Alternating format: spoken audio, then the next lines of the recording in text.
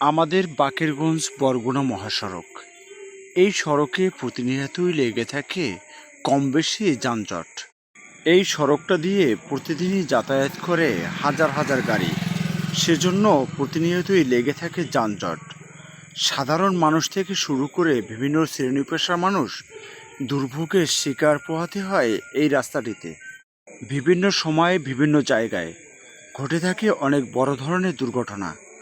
তবে এই দুর্ঘটনার কারণ জানা যায় যে আসলে রাস্তাটি পাশে অনেক ছোট হওয়াতে এরকমের সমস্যা প্রতিনিয়তই ঘটে থাকে।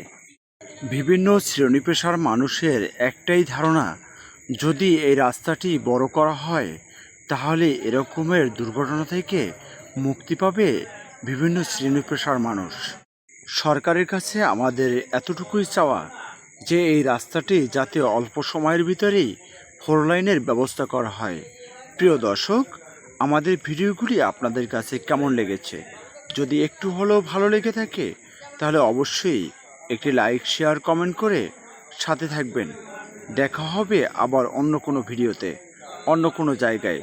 সে পর্যন্ত সবাই সুস্থ থাকবেন, ভালো থাকবেন। আপনাদের সকলের সুস্বাস্থ্য কামনা করে আজকের মতো বিদায় নিলাম। আল্লাহ।